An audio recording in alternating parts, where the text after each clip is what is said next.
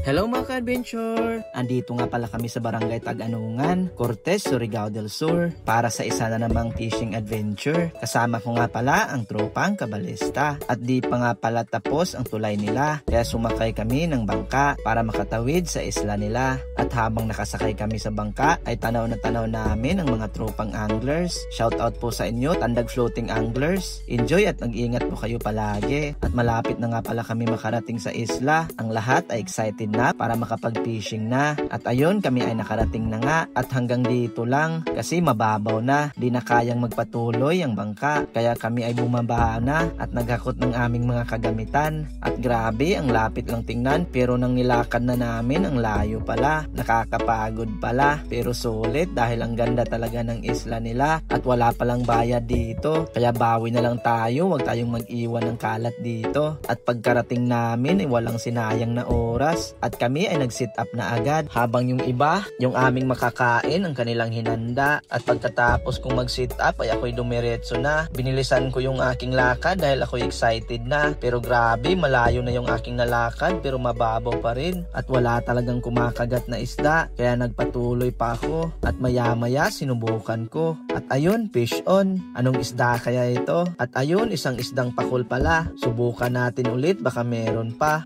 At ayun, fish on na naman mga master. Matik, pakul na naman siguro to. At ayun, pakul nga, dalawa na. Sana madagdagan ko pa. At maya-maya ilang subok ko na pero wala talaga. Kaya ako'y naglakad-lakad pa. At maya-maya naman ay fish on na. At mukhang maliit to. At ayun, isang maliit na katambak. Kaya pinakawalan ko para lumaki pa. At nakarating na rin ako sa malalim na parte. At dito sinubukan ko. At grabe, parang bigla lang gumaan. Kaya niretrieve ko na. At ayun, wala na pala. Anong isda kaya? Di ko man lang naramdaman. Di man lang ako nakapanlaban. Layo pa naman ng nilakad ko. Kaya balik muna ako sa isla.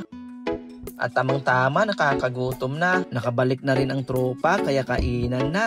At di ko nga pala naipakita ang mga nahuli nila. Kaunti lang pero ulam na. At yun yung inulam namin ngayon. Grabe, ang sarap talaga kahit medyo hilaw pa. Pero alam ko naman na sariwa, kaya pwede na. Ang sarap talaga. At ang saya ng tropa. Habang kumakain, tumatawa. Ang saya talaga. At pagkatapos kumain ay bumalik agad kami. At unang cast ko pa lang ay sumabit agad. At malalim na at nanghuhugot pa kaya pinutol ko na. At ayun, transition tayo dahil nabitin kami sa isla. Pagbalik namin sa tulay, parang ang sarap mag-fishing dito kaya sinubukan ko. At ayun, fish on agad. Isang snapper ang aking nakuha at nakakagutom na kaya snack muna habang yung aking mga katropa ay nagsisit up pa at nakakapagod na. Puro ibis lang yung aming nakukuha. Tulog na siguro yung ibang isda at sinubukan din namin gumamit ng luminous lure at wala pala kaming flashlight. Buti na lang may ilaw dito kaya pwede na to. At ayun, umilaw nga pero wala pa rin kaming nakuha. Kaya ayun, nagdesisyon kami na umuwi na at nag-iwan nga pala kami ng 2 lure para sa inyo. At yun lang po, maraming salamat at God bless po sa lahat.